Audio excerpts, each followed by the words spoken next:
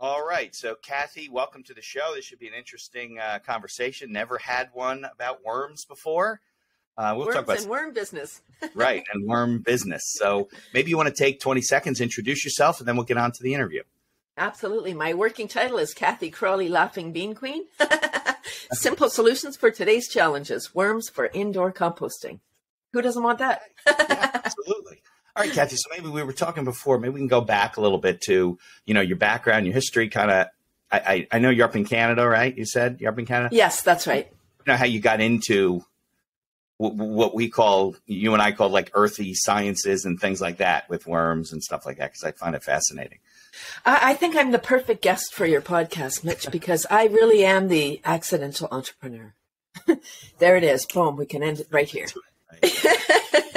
So, I was a secretary for 20 years. I actually worked as a legal secretary for part of that time. Okay. And my last 10 years was as a temporary secretary. So I would spell people off for vacations or mat leave, Got it. Or special projects. For the fill-in, the backup person. The fill-in person, exactly. All the while getting my psych degree. So I worked 20 years as a secretary. And I really thought that was my lot in life. I knew nothing about being an entrepreneur. Most people say, yeah. Right? That's the accidental part. Right. And so I am in Canada. At the time I was in Toronto, largest city for Canada, or in Canada. And in 2002, our landfill closed. And we started to export our garbage. Although we're a pretty large country, we couldn't find a new... Just because the landfill was full? Is that why? Yeah, the landfill filled up. And although we couldn't find a new spot for a new landfill, we started to export our garbage to the U.S. Got it. 1,000 trucks a week. Yeah, you're welcome. I know. Sorry. Yeah. But Mitch, that wasn't our doing, not the people. That was the government. The government said, oh, we need a solution. What are we going to do? Oh, Michigan is the trash capital. So let's export our garbage to Michigan. And Michigan said, sure, but it's going to cost you. Right. Of course. It was a business transaction, a bad one. Yeah. Yeah. It was by accident because they didn't plan. Like governments aren't in business to plan. They're not even in business. They're there to make their mark in their 3 or 4 years, however long the term is. Yeah. So they're not really forward thinkers where they're like, oh my gosh, 30 years from now, they're not, right. They're thinking next year. Yeah, of course. All right. So the landfill's full. Now what do you do? So I had a solution, all the while, like kind of the backstory to that even is I bought a house in 93, moved out of Toronto into a small town. I couldn't wait to start gardening and composting. And in 93, a teacher friend asked me to look after her worms for the summer. Okay. And I was like... Pet worms? You got to watch them, but... Well, worm composting. So she had a worm bin in her school. Right. So, yeah. And so she was going away and she needed someone to look after them. So as an avid gardener, I knew the value of the worm compost, but I didn't want worms in my house. I didn't want to do the part. She keep them in the house? Yeah. So this is indoor composting. Yes. Okay. Wow. Yes. I know, right? Crazy idea. Here we are 21 years later, still in business. Time that works, right? So. Right. Yeah. Or hot places, but we'll talk about that. So that summer I looked after her worms because I come from a place where I think we should do things for ourselves rather than have somebody say, oh, you won't like that, like saving you the trouble. No, go try things, people. Okay. Yeah, right. So I took on the challenge and I had the worms in my house for the summer. It was a horrible experience because I didn't manage it properly. I would open it up, throw the food in, and I was like, I don't want worms in my house, but there they were. Yeah. I told my friend I'd look after them. Worms, Cathy, what do you feed them? So they eat food scraps and paper. I believe worms are going to play an ever-increasing role in waste management, soil production, and therefore food security. Okay. So I started my business as a waste management tool. 6 million people in the Greater Toronto area, half live in condos, townhouses, without space for outdoor composting. Right. So this was a solution. So when our landfill closed, I said, oh my gosh, I have a solution. And so I kind of set things in motion to just start a business. Okay. Because I had a solution. Right. And I didn't realize, because I didn't have business acumen, I didn't realize that people don't buy what they need, they buy what they want. Always. right? And they didn't necessarily want worms in the house. So I started to do, I would have a table, you know, at home shows or markets, anywhere I could have a table, I would have a table to educate people.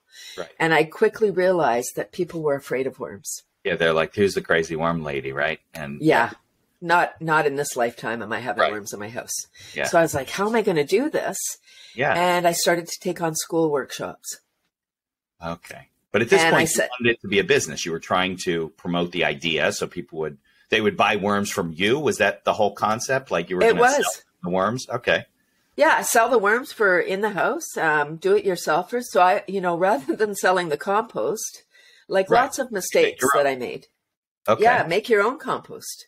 But, you know, again, not everyone wants to do the process. They just want the end product. Right, right. Well, how many, I know we're jumping around, but how many worms can actually consume and compost, you know, an average household's garbage? You know, we got maybe 2 kids and spouses. I don't know, like how much it sounds to me like you need a lot of worms. Yeah. So the guideline is, so when I was researching my business, I heard, so these are special worms. They're red wiggler worms. Oh, there are 4 types. It's not like earthworms and. They are earthworms. There's just like thousands of different varieties. Oh, and these are spoiled indoor ones. Okay. These are like indoor ones, like you like, you know, pets. Like you have some indoor pets and some outdoor pets. These are indoor pets. Right? Okay. Exactly. So they're more domesticated. Okay. These are the better behaved if they're running around. They're not the free range ones. They're kept in the house. So are they? Well, we'll get into that. So there's this kind of variety. How long did it take you to figure out like what's the right variety to use for compost? You knew that because of your friend, or? I knew that because of my friend, and then when I started to do research in this whole thing, then I found out. Yeah.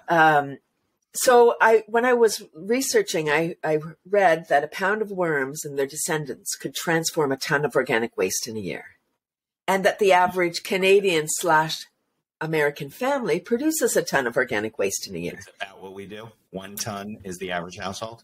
Yes, of organic matter. So that's all your worms. Like what are we looking at? Like a pound of worms is 2 good handfuls. So it's 800 to 1,000 worms in a pound. Okay, but that's not. And they're small. They're teeny worms. Okay. So they will eat about half their weight. So if you have a pound of worms, you're looking at half a pound of food waste per day, or 3 to 4 pounds per week. It's substantial. Oh, and so they eat half their weight a day. A day, per day, yes. Okay. So they're voracious eaters. They're breaking down all the material. They're eating food scraps and paper. So they need carbon and nitrogen, just like outdoor composting. Right. Except it's done inside.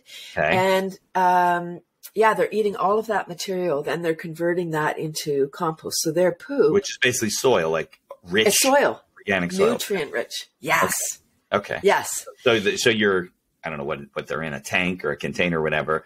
The garbage is in there, and then the dirt is being produced. So it's like converting itself over. So you're always mixing it together, basically. You don't have to mix it. They do the mixing. The worms are the original alchemists. Okay. They take garbage and turn it into black gold. Yeah, wow. Right. I've seen that. Yeah. Yeah. Right. Okay. It's magic. And so after starting my business, I realized people were afraid of worms. I have a psychology degree, so I'm fascinated by people. Yeah. And why people do what they do. Yeah, it's funny how worms are just, I guess just because they're slimy, but it's not like they bite or they do anything to you. You know, people are just funny. Well, you know what happened? When I realized that I'm meeting a lot of people as adults who may have been traumatized as children in the schoolyard or by a sibling after a rainy day when the worms come out. Right. And then they get chased around. Here you go, and they throw it at you, right? Yeah. So if you were traumatized as a child by something, you're not looking to that as a solution as an adult. Right. So I'm doing a lot of therapy for people. Like I say, do you want to get taller? Because, you know, if we're afraid of something, some of that energy is bound up. Yeah. We're not even aware. It's just tied up. It's affecting us, stress or whatever. Yeah. And it's affecting us. It's an irrational fear, really. I mean, it's nothing. You know. So are most of our fears. Yeah. Well, you're right. Good point. Right. Fear is irrational. It is. Facing it or experiencing it and saying, oh, this isn't so bad. I mean, you know, whatever. Right, exactly. It's just fear is simply the unknown. And I do a lot of school workshops, and I compare it to like fear of worms to fear of dark. If we're afraid of the dark, we just don't know what's going to happen when we turn the lights out. Right. Same with the worms. We're like, oh, what's going to happen? Are they going to get out at night and be all over my house? No. They're not right? They live in the dark. If we look at nature, they live in the dark. They don't have eyes. No point in going sightseeing. They can't see. Container, I'm sure, right? Right? Or if they are crawling out, it's not that they can't get out. They can get out of any hole. They don't have any bones. But the only reason they would crawl out of the container is if the conditions weren't right in the container. Right. So they're being burned. They don't want to go anywhere. Right. If they have enough to eat and the conditions are right. Like a lot of the material that we're putting in is acidic. Think about coffee grounds, very acidic. Yeah. So we balance the acidity with eggshells. Another way to manage some of our food. Eggshells in their compost. Okay. Yeah. Yeah. And the worms require the calcium for reproduction, helps balance the pH, and it's a beautiful thing. This is a great project for kids. Is that what you're going into? What grades are you going into? All the way up to high school? I go all the way to uni. It's so beautiful. Yeah. And it's the same presentation, Mitch. It's so beautiful. I go to kindergarten, I go to university, and it's the same talk, except I just add in more information, it's like, here's how it works. Here's how we set it up. You bring it with you, right? You go like a whole presentation. You get your worms traveling with you and stuff. Absolutely. And in the younger, like elementary and high school, I'll set them up with worms in the classroom. Yeah. Oh, then they'll do it as a project in the class, and they'll compost. And some teachers have reported having a worm bin in the class. Some of the students will eat better because they want to be involved with that project, but they don't eat cookies. They don't eat chips or cheese strings. Something that the worms will eat. Yeah. So it's like, oh, if you want to feed the worms, Jimmy or Johnny or Tammy, you need to bring in something they can eat. So then, okay, bring in a banana, bring in an apple. Okay, so then they'll say, oh, I have my apple. I want to feed the worms. It's like, no, you got to eat the apple. Right. They just want the core. Right. Yeah. So there's so many ways to incorporate this into the learning. And it really is, for me, my mission is to help people overcome their fear of worms. I didn't know that was my goal, but it change the planet a little bit, right? At the same time, it's a social business. Helping. Right? Absolutely is a social business. We all eat, we all create food scraps. And this is one way we can all do our part to help mitigate climate change. It really is. You are a social entrepreneur. Absolutely. And quickly into my business, I realized that the waste management part might be the side piece, that the black gold that the worms are creating is the magic. Because in North America, we have destroyed our soil. Yeah. We've done monocropping, soy, wheat, corn. Depleted it all, right? Yeah. It's really a mess. Yeah. And when you make your soil addicted to chemicals, like the plant, so we're spraying all this acide on there to kill all the bugs. Acide means death. Yeah. Anything like herbicide, pesticide, fungicide. I got it. Yeah. Right? It means death. And it's not just killing the bug they want to kill. It wipes out. It's like when we take antibiotics. We're not killing just that infection. We're killing everything. Right. You kill all the bacteria in your body. It's got to come back. Right. Kill it all. Then we got to reapply good stuff. So if we can go back to adding this in. So, that's what I realized early on is that people wanted the final product. Right. They wanted the soil. They want the soil. Yeah. So that was 93 was when you took care of your friend's worms. And then how long did it take you to get to the point where you started saying, you know what, this could be something? Well, I actually said, I'm never doing this again at the end of that summer. I was like, no, this is awful. Out of my house. Yeah. This is awful. I'm not doing this. I'm just going to buy worm poo. And then it's like, fast forward, I was getting my psych degree. I graduated in 2000. I just went at night, by the way. So this is some It took time. me 15 years. Well, that's okay. You did it. Right? I say to the kids, stay in school. You'll get there. The time goes by. Right. Yeah. But yeah, other things going on. So, it wasn't like you're just going full time. Oh, I wasn't. I was traveling. I was doing all kinds of stuff. Just having a good time. Okay. I was just living my life, and I was really going to school not for the piece of paper. I just like learning. I just love meeting the people and learning. Okay. The degree was a bonus at getting it gives me street cred, I guess. It's the funny. It's usually the opposite. People just going to get the degree and they don't care about the learning process. Right. Right. I'm unique. I'm different. Yeah. I'm a unicorn. So that was 2000. So you really weren't in the worm business until after you. Yeah, till 2000. So what happened? I got a job at a group home working with challenged adults. And I thought I had come home. Oh my gosh. I thought that's why I was put on earth. I loved working with that demographic. They had 10 homes and a farm and they didn't compost.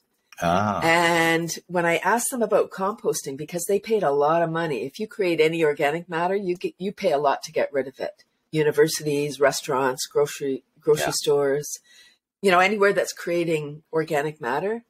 After it's your meal, it turns into the devil. It starts to rot, attract rodents and fruit flies and smell. You got to get rid of it, right? Yeah. You got to get rid of it, and you pay a lot. But rid of it means it's going somewhere. It's going away to the environment. Landfill somewhere. Yeah. Right. So when I spoke to them about composting, the greenhouse manager said, "What about worm composting?" Oh my gosh! And I got that feeling in my stomach, like, that didn't work the first time I tried that. I don't want to do that again. Right. But then when I came home, I realized, oh, wait a minute, it's an institution. They're not doing this anytime soon. Right. And I started to do research. And then I was reignited. I was like, oh my gosh, these worms are magic. So, sometimes in life we need to hear things more than once to hear the message. Yeah. Sometimes so that's what happened. You got to hear it. That's what they say in marketing, right? People have to see you 15, 16 times now. It used to be 5 or 6 until they were like really recognize that you're there. Sometimes you experience something that you really weren't, that you were like, wow, that's fantastic. And then somebody else says to you, I've been telling you this for 7 years and you don't listen to me. But because you saw it in another context, or you had some other experience, you accepted that. I guess that's all the psychology side of it, right? Exactly. Yeah. So I think that's kind of what happened is, I just kind of heard it again, and I was like, oh, wow. And read all that stuff about they eat half their weight, turn garbage into gold. They have 5 hearts each. Really? 800 to 1,000 worms in a pound, 4,000 to 5,000 hearts in a pound of worms. So I say, if you're having trouble with your relationship, get worms. Yeah, a lot they're of so loving. Yeah. Yeah. So it took time, but and once I realized that this was a thing, I actually set that group home up with a worm bin. And anyway, I got injured at work, and then I had to leave because I was actually a freelance behavior management specialist, which sounds impressive, but it doesn't fit on a business card. And that was at the group homes. You got injured, and then you couldn't work there anymore. Exactly. So, freelance meant I didn't, I might have got paid a whack a dough, but I didn't have a safety net. When you couldn't work, they just let you go, right? Well, I quit. They said I could come in, but I was afraid I couldn't function. I felt like I wasn't effective as in that role anymore. Okay. So I came home from work. I find the universe is so magic how things are put in your place right at the time. Yeah. So I came home. There was an ad in the paper. It said, "Are you a woman? Do you have a business idea?" It was to take a business course to write a business plan. Oh, and perfect. I was like, "Oh, hey!" A lot of people should do that to get started, and they don't. They don't. Right. So I turned to my husband. I said, "I'm quitting my job. I'm taking this course. I'm starting a worm business." Right. Well, so you say you're the accidental entrepreneur, but you did do things at the beginning to learn about business processes and writing their plan down and figuring it out ahead of time. I mean, all that stuff counts that you saw the course, but timing's everything, right? Just happen to be looking at it and they had the course available and so forth. So, but you were convinced of worms at that point. I was so much so that I thought everyone needed what I had. And that's how I did my messaging. Like, oh no, you need this. Like, don't poo-poo me. Don't walk away from me. No, you need this. Back here. Well, you come back here. Right? Yeah, exactly. And over the years, Mitch, I've had so many cheerleaders, so many people saying, wow, this is so good what you're doing. And then my question, like at first I'd be like, oh yes, thank you. I'm a good person. And then I kind of got tired of people saying that because I would say, do you have worms? Right. Like you can't just. It sounds like a medical question. Do you have worms? You have worms. No, people get the wrong impression. Yeah, exactly. So, but I'm sure people were like, "Oh yeah, great, Cathy. What do you? Oh, worms? Really? Oh no, I don't want to do that." Right? Well, they say, oh, that's really interesting. It's so great. Oh, good for you for doing what you're doing. You want them in your kitchen? No. But yeah, do you want to do this? Oh, then they'll say, oh, my husband wouldn't let me, or my wife wouldn't let me. That's a lie, by the way. The husbands don't care. The wives may care. Husbands No, it's both. It's actually, it's fascinating. Yeah, right. It's the fear, like they just, ugh. Like it's that traumatized thing. I think that people are traumatized, and then, so you can't even look there. You can't even hear that message, and it's not conscious. I think it's that book. Did they have that book? Did you read that book in Canada when you were young called How to Eat Fried Worms? Oh, I think because that was the kid who had to eat it at a dare, or because he was bullied or something like that. And I think Judy Blume or something. That's what it was all about. Yes. So if you connected those two, you probably have this unreasonable and psychosomatic fear of worms. I read the book. I don't have a fear of worms, but I was a fisherman, so I don't mind worms. They help me catch fish. I don't mind that. Now, in my lawn, so if I go out in the storm and there's a lot of worms coming out after the storm out of the ground, does that mean that I have pretty good soil because there's a lot of worms living in there? Yes, okay, absolutely. Don't you notice that there's less than there was when you were a kid? Oh, yeah. We used to go and just dig up worms everywhere to go fishing, I'm sure. Right? Yeah. I think that the worms are the canary of the coal mine. I really do. That we've added so many chemicals, and there's so much pollutants in the air that showers down on our earth. That we're really destroying and tilling. So back to our farming, we've really disrupted the whole system. By tilling every year or a couple times a year, we're really destroying the whole system, the whole the structure of the system, the soil. Well, they're in the food chain, right? They're down at the bottom from what we produce. Yeah.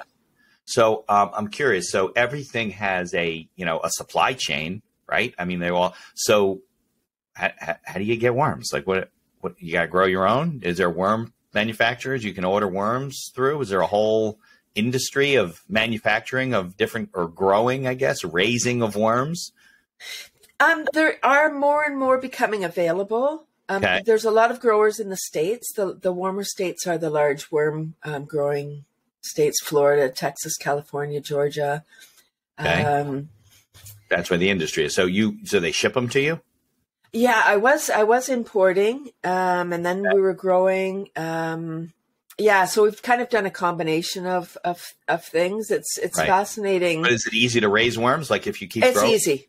So it's very easy. Your own supply. So that's a pretty good business. If you don't have to buy supplies. You can magically create them yourself. Yes, and that's one of the challenges with the worm industry is because they do, it's low entry to get into business. You can just buy a pound or two of worms, get started, away you go. Right.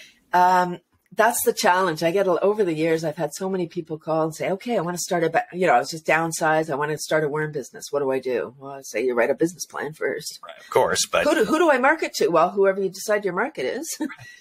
Right? Okay, I'm not a business coach, so do you have a worm question for me? Are you buying from me? Or you got to do the business. That's the easy part. You got to learn the worms. You got to learn. Yeah. So, I've had people buy from me 25 or 50 pounds of worms, and they have no idea what they're doing. And then they call me and say the worms died.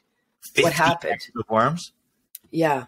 They're going to start a business. Right. And so I say, if you're going to start a business, know what you're doing. They're living creatures. Yeah. Start with a pound of worms. Don't start with a big investment. My goodness. Yeah. How do you even feed that many worms? You got to put a lot of compost in, right? Can they all be in one big bin? Oh, they can, but they need space. So you got to separate them out so they can get to the food and whatever. Now, and there's lots of. And I know I was just going to say is the garbage, let's call it, right? The organic garbage that's not mixed in with the soil, right? So how do you get the clean soil out of there to use? Yeah, you have to harvest them. So imagine that if in the household they're in a Rubbermaid bin, something that size. Yeah. Right. That would house a pound of worms. That's fine. Okay. Your bedding would be shredded paper. So that's your carbon source. Drink trays, egg cartons, that kind of material, cardboard. Just mix through it. It's about half full. Your container's half full. You got a little bit of soil in there. Just about a pint of soil, like a shovel. Very little. Some eggshells and water. That's your bedding. Okay. The worms are on top. They make their way in. And then when you're feeding them your food scraps, your fruit and veg, coffee, tea, pasta, rice, you pull back, you bury the food in the bedding, make sure it's covered so you don't get fruit flies. Okay. Good Rotate advice. around. You're adding the paper, adding the food. And then 3 to 5 months, the worms convert it all. So you've got all the black gold in there. So you're not adding any more because you don't need to. Right. You want to harvest at that point. So the easiest way, if people are comfortable, is dump and sort. So you dump it out on a plastic sheet, put it in small round piles. The worms are photosensitive or afraid of the light. They go down into the piles, scoop off the top, scoop around the sides. Okay. Maybe an hour to do a bin to separate your compost. So you said to compost a bin, a pound of worms, let's say, and the garbage that goes with it, it's about 4 to 5 months? Yes. So There's a lot of factors that affect how long it will take. Moisture, temperature, airflow, particle size, type of food. So think about cabbage versus lettuce. Yeah.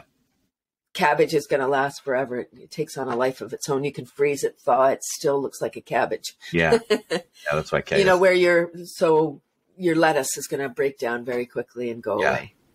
So some things break easier than others. Yes. But then if you continue to compost other things, you have to start a new bin, don't you? Yeah, so the worms have a phenomenal reproduction rate. They breed more than rabbits, but, they're not cute and cuddly, depending who you ask. Right. They're breeding in there, too, and they're growing. Absolutely. They're hermaphrodites. They both get pregnant, up to 20 babies in each egg. They create an egg every week. I mean, it's one student asked me, how many worms can one worm produce in a lifetime? And I said, here's the formula. I want you to send me the answer once you put it through your computer program. What did he say? I did get an answer. Yeah. I think he was on the spectrum, this young man. And so it was a beautiful challenge. And about a week later, I did get an email. I can't remember. It was a really big, long number. Yeah, exactly. It's got to be millions. And I don't even know if it was right. What do you right? Of course, you didn't check it. So what do you do with the bin? Is that you just got worms and worms and worms reproducing themselves? Well, I don't want to freak people out. I want to let you know that the worms out. I get worms everywhere. No, the worms have an incredible stop reproduction. They will reproduce to fill their space based on available space and food. So you would never be overrun with worms. Impossible. Got it. So they stop reproducing because of the food supply and because of the space that they have. Right. And then the adults will start dying off to make room for the babies, which are more adaptable than the adults. Just like life. Yeah, I know. That's very interesting. All right. I'll tell you what, we're going to take a commercial break. It's like 2 minutes. And then we come back. I want to talk also, you have another business, right? You got into sprouts and we can talk about that and what you're doing there. And then a little bit about the things you learned about writing a business plan and advice for people and what you would do differently and things like that in general, not just specifically to the worm business. All right. Absolutely. Let's take a commercial and we'll come back. All right, Cathy, thanks for your patience there. Can we talk a little bit about Cathy's Sprouters? Oops. Did you lose your earpiece there? There we go. Can we talk a little bit about Cathy's Sprouters and what that is? And absolutely. Yes, let's do it. Okay. Tell me about it. Oh. No, I'm on. Here you are. Yeah, we're on. So Cathy Sprouters, yes. My very first vendor event in 2002 was in April of 2002. And there was a gentleman selling it was a sprout grower. It looked like a spaceship. Okay. And I didn't know anything about it. A dish with a cover on it, like a dome. Exactly. Yeah. Just just a little, about the size of a dinner plate with a plastic dome. It looked like a spaceship, like a little UFO thing. Okay. And so his booth was really busy. And I said, when there was a break in the audience, I said, what is that spaceship thing? And why is everyone buying that and not my worms? Right. Probably just like that. Yeah. And it was a gardening event. Okay. And so he said, it's a sprout grower, and told me all the beautiful things about sprouts. So sprouts are nature's, he didn't say all this. This is what I've come up with over the years. Sprouts are nature's original fast food. So they grow in a day or two. They're hydrating, alkalizing, regenerative, biogenic, and contain up to 100 times more digestive enzymes than raw vegetables. Sometimes when we're born, we're given a certain amount of enzymes. Yeah. If we're not eating salad or raw vegetables with our meal, we're not getting enzymes. So our body uses our reserves. As we start to age, we may get digestive issues. Yeah. And we go to the doctor says, here's a prescription for enzyme pills. Yeah. Instead of taking an enzyme pill, I'm suggesting that people just grow their own. And hopefully that enzyme pill has some natural element in it. But imagine if we didn't have to take a pill. Right. Well, so sprouts are kind of like microgreens. It's the seed that is sprouted but hasn't grown into whatever vegetable it's going to be, right? Absolutely. Right. So sprouts are pre-microgreen. So once they get more than 2 leaves, now they're microgreens. Got it. So just along the food chain. So sprouts have even more benefits to you than microgreens do. They do. And they serve a different purpose. Like, not different. Microgreens have different properties. So microgreens have chlorophyll in them, for one thing, that is not in sprouts. Right. Which is in the leaves. Right. Of course. But yeah, all very beneficial. So beautiful. Can any seed be a sprout? Absolutely. Yeah. You can eat almost any seed. There is a couple like kidney seeds. You can sprout them and then cook them, but you don't eat them raw. But there's very few seeds that you can't eat raw. I see. So most of them eat. Oh, why can't you eat kidney? Because your body can't digest the kidney beans if they're... There's something toxic in the kidney bean when it's not cooked. Right. When it's raw. Okay. And there's very few. There are a few seeds like that, but very few. Not to scare people, right? It's like not like mushrooms, because there's probably more. No, but you always think of like bean sprouts. You think of alfalfa sprouts. Those are the kind of things you think of when you think of sprouts, right? And it's the bean sprouts that are my health plan. So at this very first event, Tony is his name. He's a ballroom dancer, by the way, professional ballroom dancer. Okay. He was 72. He's going to be, I think he's 95 this year, 94, 95. Awesome. Yeah. And he still lives on his own, by the way. Okay. So 72, I was very impressed. With something. Right? They are. I know. 72, I couldn't believe this gentleman. And he's a ballroom dancer, so he was, has the proper posture, like a lovely gentleman. Yeah. And I was just amazed when he said that he was 72, still working a show. Like it's not easy. Doesn't look 72? Oh, well, he always looked like an older man, for sure. Yeah. With the white hair and whatever, but just in good shape, just like a lean body and like agile, just, very vibrant and is he a vegetarian or? No, he's not. No, not vegetarian, omnivore, but just eating sprouts every day. And he designed this, the reason he started his business, when his 5-year-old, like years and years ago, he was putting his 5-year-old in the back seat and he did something to his back. Doctors wanted to operate on his spine and he did research, rather than have the surgery, he went and did research. And I say to the kids, he didn't Google, he didn't look. No, he had to go to the library, look up the number, go and find the book. Oh, that was a process. I know. And then read the book. It wasn't like it tells you what it is now. Right, yeah. Google or Siri or whatever. Anyway, 5 minutes. We could do the kind of research that probably took him months. Right? Yeah, to do all the reading, writing, the stuff. Anyway, so he was like, wow, sprouts are so beneficial. So he over the years created a few different products. Over the years, he also got, they called it food poisoning, but it was probably like E. coli or salmonella. Okay. At that time from sprouts.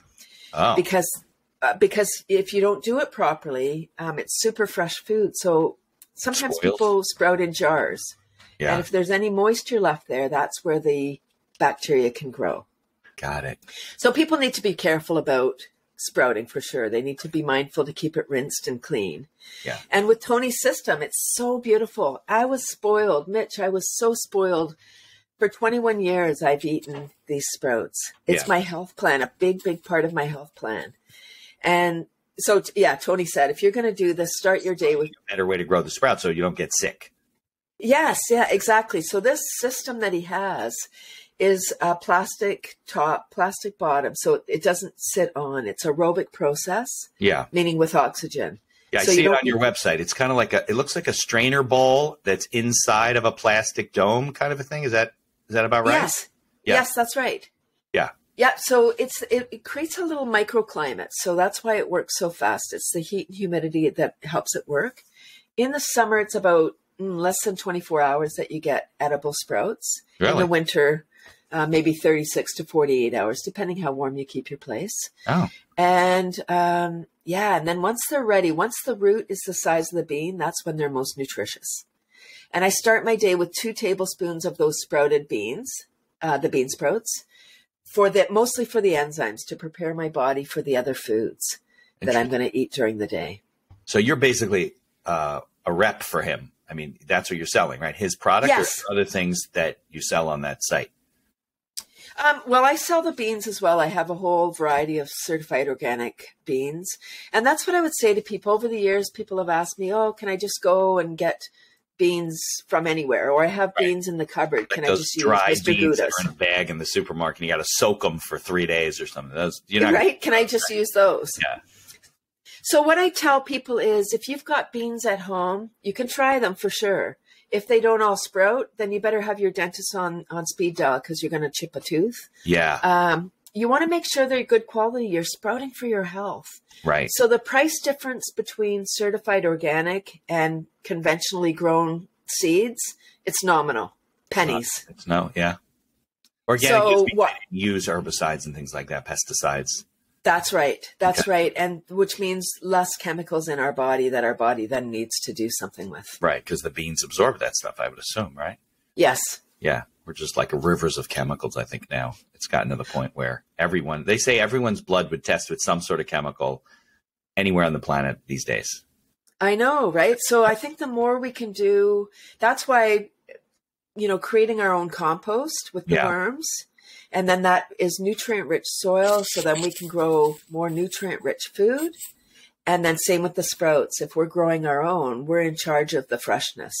Sometimes when we buy sprouts sprouted, like alfalfa sprouts or broccoli sprouts, bean sprouts, you can buy those giant bags of bean sprouts. Yeah. If they grow in a day or two, Mitch, what did they put on them so they stop growing? Right. How did they go from the farm into a bag to the distributor into the truck, to the store, onto the shelf? They couldn't have taken a day. Right? How did they come from China? How did they come from China, those bags of beans? Right? They had to do something. And sometimes when you buy those sprouts at the grocery store, they already have that funky smell or that kind of slimy a little bit. Yeah. That's the bacteria. Yeah. That's the bad part. If they ever smell bad, throw them away. We do. They've gone. They're gone already. Absolutely. Feed them to your worms. So you must do a lot of gardening then, right? Because you got all this great soil, and you find that your gardens are just much more robust than before. Well, people ask me, "Are you a gardener?" I say I'm a soil maker. When we look after the soil looks after the plant. I don't even need a shovel. No, I don't need a shovel in my garden because. Are you selling the soil? No, you're selling the worm. Well, you asked me to talk about some of the challenges with my business. There you go. It's good. That's a good segue because we're going to get into that. It's a good segue. It is, because when I started my business, so if anyone's listening thinking, I'm going to start a worm business, here's a tip. Or any business, business. But a worm business in particular, don't sell the worms. They're the workers. But I wanted everybody to do this. So I sell the worms by the pound. Okay. I'm selling worms so everybody can make their own compost. Not everybody wants to. Right. People want to buy the nice soil from you. They just want to buy the soil. You do the work. Right. Yeah. But I don't make enough compost. So I would say if you're going to start a worm bin, focus on the compost. Right. It needs to be reapplied several times a year. Yeah. So you have repeat customers. I don't have repeat customers. It's a ridiculous business model. Right. Right. Because when you get worms, they don't need you anymore. They don't need me anymore unless something happens and they need the worm hotline. You want a business that's recurring revenue, that things wear out, that you got to get more, whatever.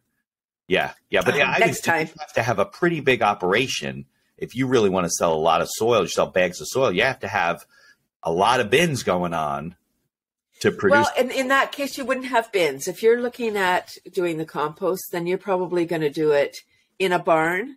because you want to. So the challenge with the worms is they're pure protein. Yeah. So although we may be adverse to eating them, yeah, there's a lot of critters that love worms. Yeah, sure. You know, all your rodents, raccoons, birds, snakes, frogs, right? Your amphibians, lizards, all of your. There's so many things that eat worms. Yeah. Fish. Well, fish. I say to the kids, are fish natural predators?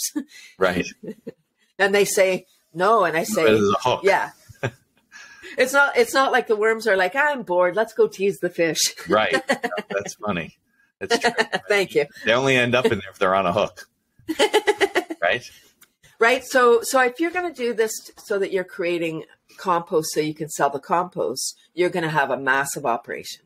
Yeah. And your inputs are going to be, rather than food scraps, I would suggest looking at manure. So you can do manure management. Before my business, I think it was the year 2000, we had a problem in a town called Walkerton where there was a lot of rain that year, and manure from a nearby dairy farm, the manure got waterlogged and kind of washed into the water treatment plant. Yeah. There was issues at the treatment plant where it was, I don't know. Contaminated, right? It contaminated. Like people died. It's serious. I'm making light of it, but people died. It was a very serious thing. The farmer was blamed. It was actually the processing plant, but it was the manure. You know, it's easy to blame the manure. Of course. I learned that worms can reduce manure piles by up to 80% and reduce or eliminate gram-negative. Into soil? And process it into more... into soil that we can handle, because they're taking away E. coli, Salmonella, Shigella, the pathogens that cause trouble for humans. They neutralize those. So I was like, wow, this would be a perfect place. I kind of had an idea early on, but I might have been too early in my business where people weren't ready. We didn't have a big enough climate crisis yet. Yeah. You know, sometimes we have to wait till we hit the bottom where we go, oh, we better do something. It's so bad. We're there. The world's collapsing. Now we're there, people. Yeah, we're way beyond there, I think. You know, where I was going to go around to horse farms, because horse people, like there's a big horse area where I live, like a big for people of horse region farms. Yeah, sure. Right, the stables and the like whatever. Go west. It's horse country. Yeah. So horse manure is a great thing, but horse people don't want to manage the manure, right? They just want to ride the horses and show them stalls and move it right. Right? Yeah. Where the cattle people, they know the value of the manure. They're using the manure. They're using it on their fields, right? They're using everything. So I thought I could target the horse people because they don't want to manage the manure. Right, if I could get them farmers, so they're not. Yeah. They're not farmers. No. They just want you to take it. Yeah, so I didn't want to take it. I wanted to add worms in the pile because I don't have a property. So I wanted to go around to all these farms, inoculate all their piles with worms, and then I would have an endless supply of worms, and they would have wonderful soil. Yeah. It didn't end up happening, but anyone listening, there you go. There's a little strategy for you. Yeah, well, I would think you'd want to pick up the manure, right, and bring it to your facility if you had one, and compost it there because. I don't know. But that's a challenge.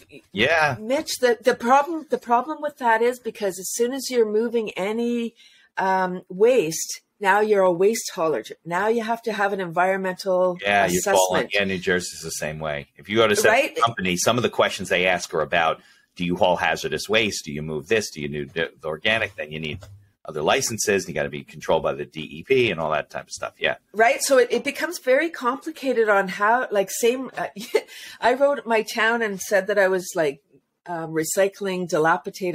I'm in where I live used to be the carrot and onion capital for Canada. Okay. So we have a lot of farms.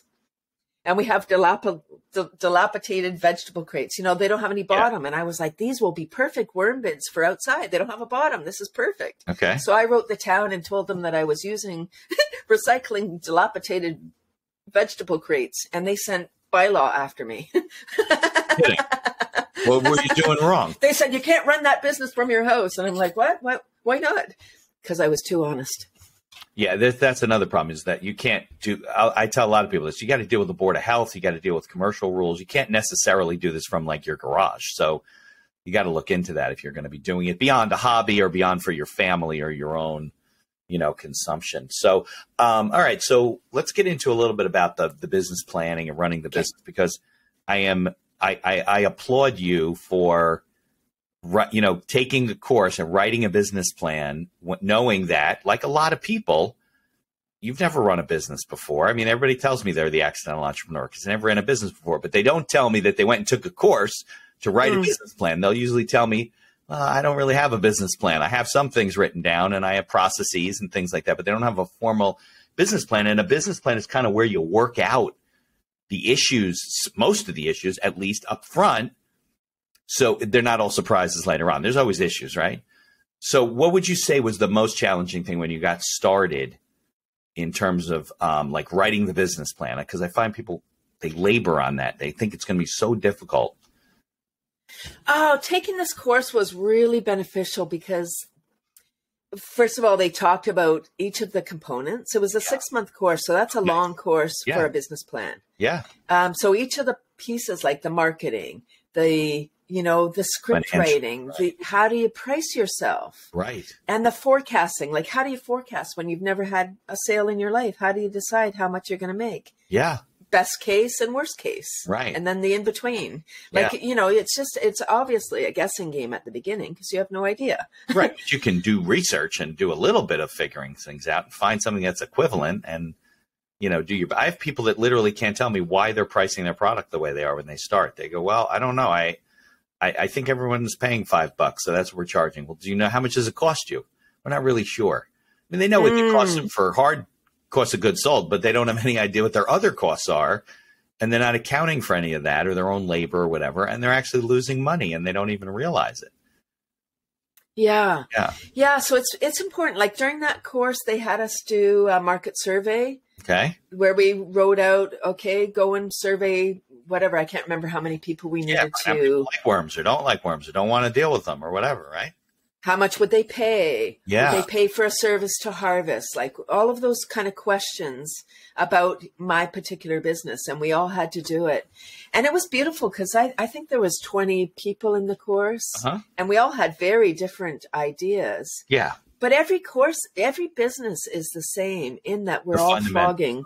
Yeah. Right? Yep. Products or services. That's it. People are going to pay you for something. You did start another business. You got the Sprouters and, yeah, it's really transferable. It's not, look, there's different things to figure out, right? There's different marketing. There's different, you got to talk to different people. You got to figure it out with the pricing, whatever. But the components are the same. They are. And I didn't realize that I would actually be creating the market. I didn't realize that. Like you can't find the worm marketplace, right? It didn't exist. It didn't exist. There was a woman, Mary Applehoff from Michigan, who wrote a book, Worms Eat My Garbage, in the 70s. She was a microbiologist and, oh my gosh, in her book, she's like, you could have worms in your kitchen. And I was like, in 2002, I felt like an alien. Yeah. And people are like, no, I'm not having worms in my house. I can only imagine what it was like for Mary in the 70s and 80s. Oh, people probably thought she was, it's funny because if you go to like health food stores, when I grew up, I had neighbors that were into health food and all that kind of stuff. You would go to the health food store. It was like a weird place to go. Those would go there. Now, Whole Foods, it's all mainstream. It's not like it was then. So I could imagine in the 70s, anybody wants to read about composting and worms. It was just like a small niche community, Right. Absolutely. So I would suggest for people to, have repeat customers. Yeah. Right. No, subscription based or repeat customers is important. You got to think about that. Okay. Now that I've sold worms to everybody and they're all self-sufficient, now I don't have any customers. That's a problem. Now what? Yeah. Yes. Yeah. And be ready to add new products or services. Be ready to, what do the people want? Right. That's what you want to provide. Absolutely. I learned early on, I didn't know I was going to be a speaker. But that's how I made most of my money over the past 20 years was through workshops and speaking gigs. That's what they do. They pay you to come into the schools and stuff. It's not, yes. Yeah. Because you're not getting the kids to buy worms from you. That wasn't the purpose of it.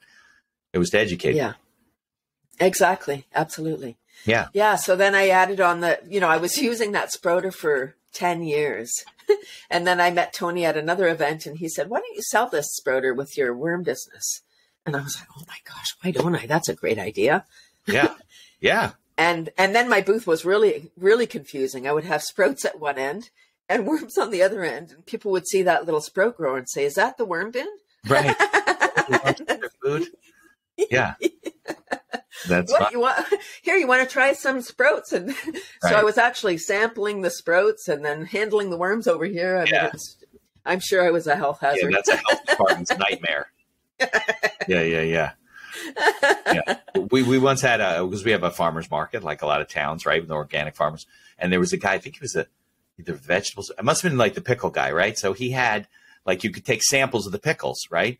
And then you take a toothpick and you pick up the pickle and then put the toothpick in the bin. Well, the problem was that people would like take the toothpick and then they would take several pickles, right?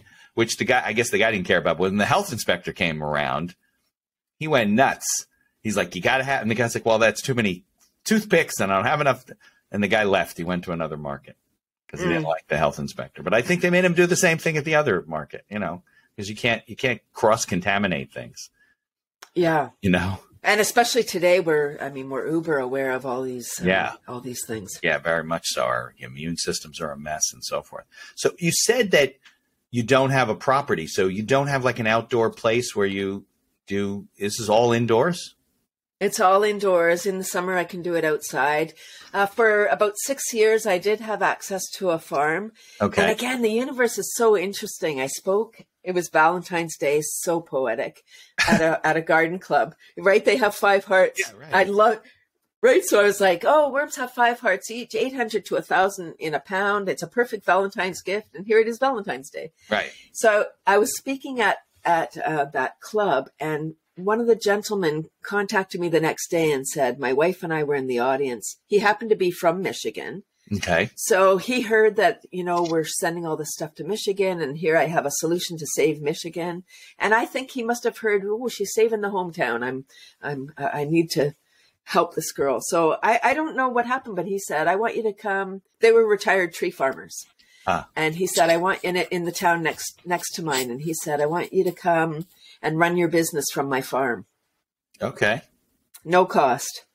That's nice. No worms in the house.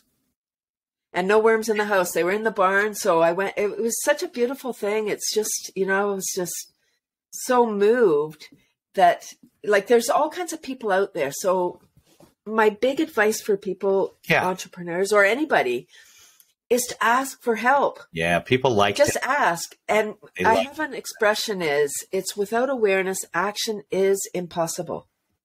And it had to do with my worms. If you don't know that you can have worms in the house, you're not calling. Right. That's bad for business. Yeah, absolutely.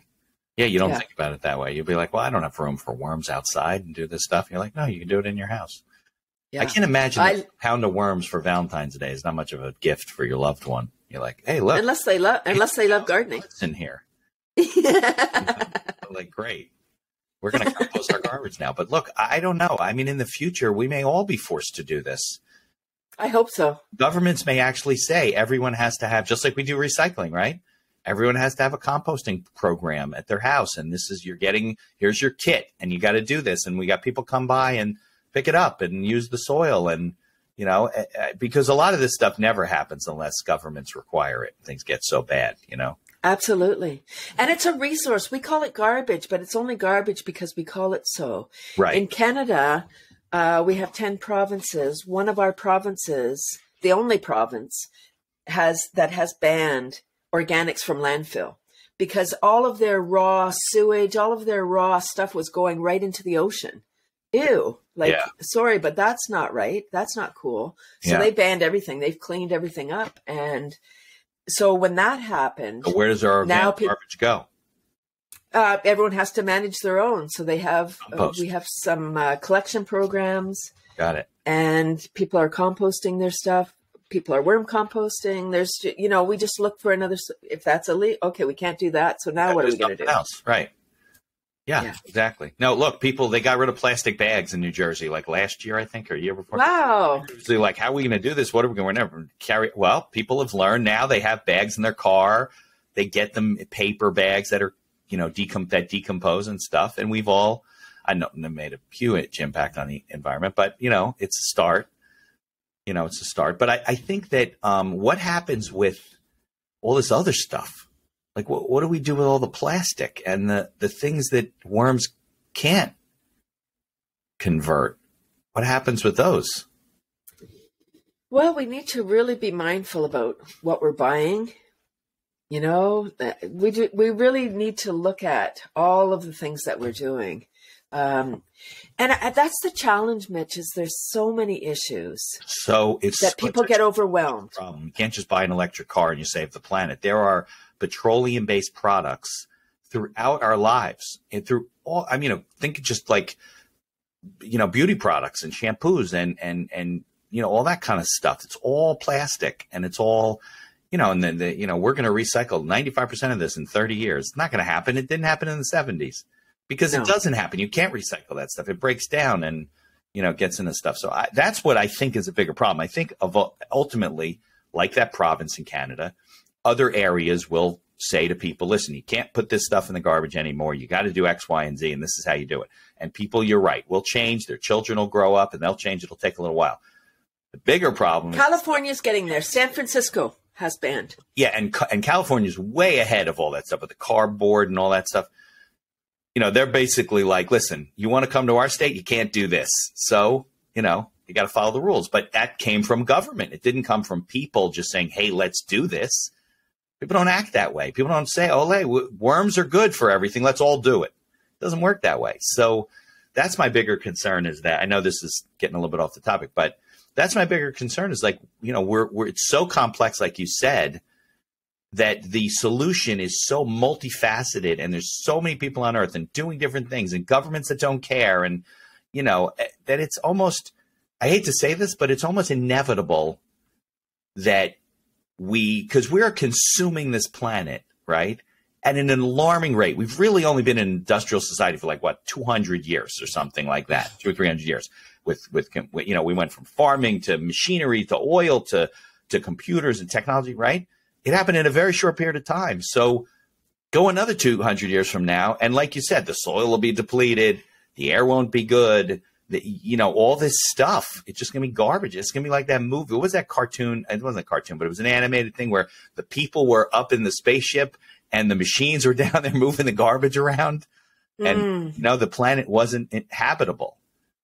I'm not saying it's going to, maybe in 1,000 years it will be, but it's problematic. And I appreciate what you're doing, not only as a business owner, but, you have a passion about doing things better and helping, and you're not just in love with worms. That's not what it's all about. You found some really good things about it. So how do people get in touch with you and learn about you? We'll put things in the show notes, but what's the best way to interact with you and learn about you? So my worm website is probably the best. It's Cathy'sComposters.com, Cathy with a C. I'm on Facebook, LinkedIn, Twitter. Okay, good. All right. Well, Twitter for now. Who knows? Exactly. I thank you for joining me today. I'm going to run the closing notes and then stay on. We'll stop the recording, but enjoy the weekend up in Canada and keep. I'm going to learn more about worms. I got to learn more about worms and composting. Wonderful. Yay. Thank you. Thank you, Mitch. Too. So I appreciate coming on. Thanks, Cathy. Thank you.